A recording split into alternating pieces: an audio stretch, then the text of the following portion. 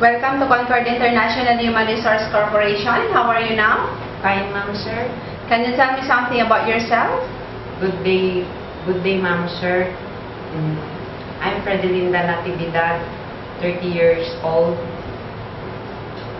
Are you single or married? I am married, ma'am. Okay, what is your height and your weight?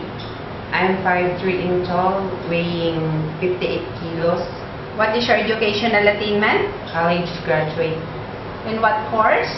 2 years computer technology, What is your religion? Roman Catholic. Okay, do you have experience to work as domestic helper? Yes, ma'am. In what country? You're in Philippines, For how many years? 3 years. Can you tell me your duties and responsibilities to your employer? I will take care of the children, cleaning house, cooking, ironing. Okay, did you sleep with them at night?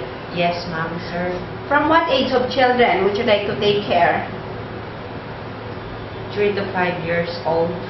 Okay, if the baby of your employer is crying, what will you do? I will get him, I will carry him, I will sing a song for him, her. So, Okay, do you know how to sing a lullaby song? yes. Please show me one example. Twinkle, twinkle, little star, how I wonder what you are, like a diamond in the sky. Okay, do you have experience in taking care of elderly or invalid person? Not yet, ma'am, but I'm willing to learn. Anyway, how do you know how to sterilize the feeding bottles? Yes, ma'am. What will you do to clean the feeding bottles? First, I will put liquid soap and I will wash it thoroughly. For how many And I will minutes? sterilize it 15 to 30 minutes. Okay, do you know how to cook? Yes, ma'am. Can you give us some dishes that you can cook?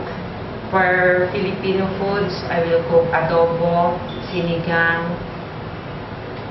Are you willing to learn more about Chinese cooking? Yes, ma'am. Okay, how does the employer know that you are a good helper? I am honest, obedient, and of course, I know how to follow their rules and regulations. Okay, how do you handle homesickness when you're working abroad? I will do all my duties and responsibilities. Can you promise to finish your 2 years contract there? Yes, ma'am, sir. Would you like to say something to your future employer? Good day again to my future employer. I'm Fredelinda Natividad, willing to work at your family, and I will do all my duties and responsibilities.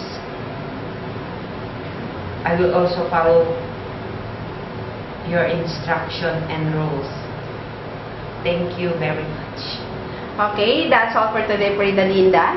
Before we end, can you give us your best smile?